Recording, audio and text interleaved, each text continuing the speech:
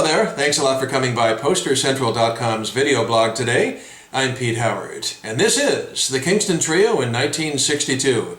And look at that bold proclamation, America's favorite singing group.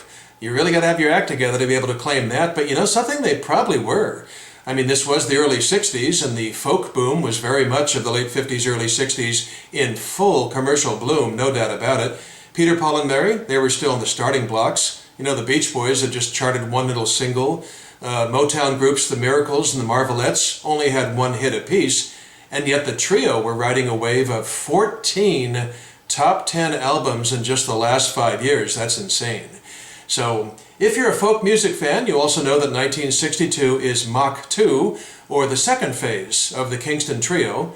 Mach 1 consisted, of course, of Dave Guard, a founding member, and he was a part of their phenomenal string of #1 record albums in 1959 and 60. But Dave had departed due to creative differences, and the very highly regarded John Stewart stepped in and took his place, and the group barely skipped a beat. Here is Mr. Stewart in the top of that photo, along with Nick Reynolds below him, and Bob Shane on the right, the latter two being founding members.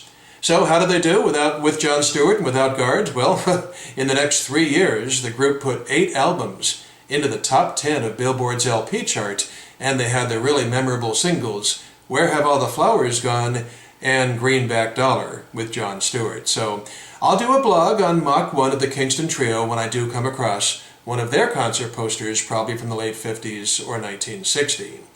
But here we have for this one, Mach 2, we have Alan Sure Presents. At the top there, Alan Sure Presents, and at the bottom, as you can see, it is at the Miami Beach Convention Hall, and it informs punters, one performance only, 8:30 p.m.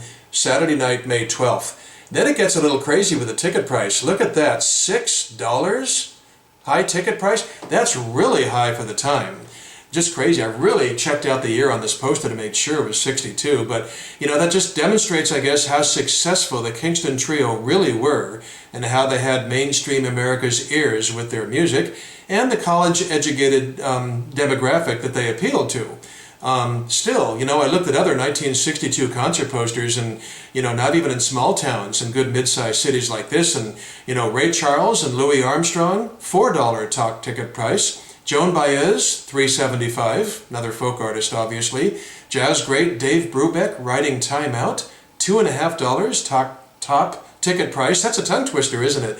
And B.B. King and James Brown at $2.25 each. I mean, boy, that's an insane difference. But one other thing, Miami Beach, I think, is sort of considered the Las Vegas of the Southeast, right? So, you know, it's sort of a tourist destination and people would pay extra to see a show that night, just like they do in Las Vegas.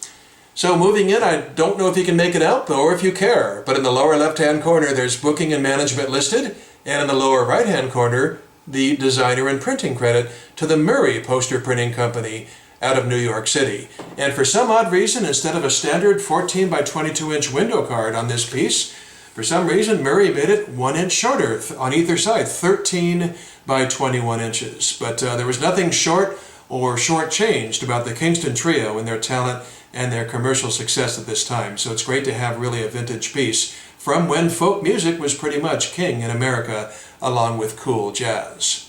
Thanks a lot for stopping by. Nice to show you this, and we'll see you again for something soon. Okay, have a good day. Bye-bye.